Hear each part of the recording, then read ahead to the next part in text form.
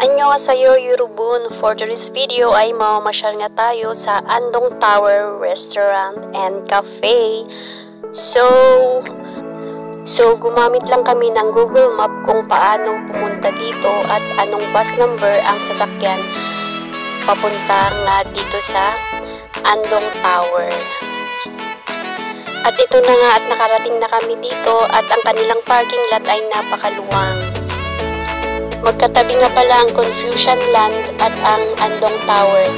Kaya nauna na kami pumunta sa Confucian Land. Ito ay ang pasyalan ng mga chikiting at mga feeling chikiting. At ito nga ang view ng second floor ng tower. Meron sila ditong mga pwedeng relaxan na upuan na pwedeng higaan at mga paduyan habang nanonood ng view sa labas. At pwede ka rin ditong tumambay at magkape habang nagmumuni-muni. Pagkatapos nga ng pamamasyal namin sa Confucian Land at hindi kami pumunta dito sa Andong Tower dahil masarap daw ang kanilang mga tinapay dito na ginagawa. After nga ng mahabang lakaran at dito ang diretso para mag-relax. At ang kanilang comfort room dito ay malinis at mabango. At umakyat na nga kami sa third floor kung nasaan ang kape at tinapay.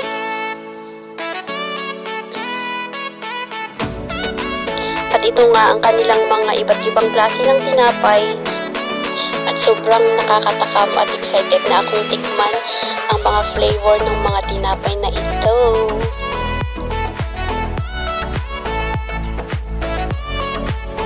At dumating na ang aming coffee at smoothie at tinapay. So, kain muna kami.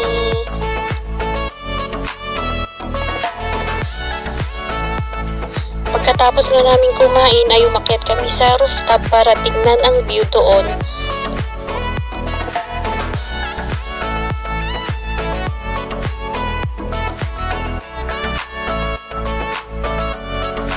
Pagbukas ko nga ay ito ang itsura ng rooftop at dumiretso na ako kung saan ang telescope para mas malinaw at mas malapit nating makita ang tanawin. At ito nga ang nakita ko, isang maluwang na lawa, anyong tubig at mga bundok.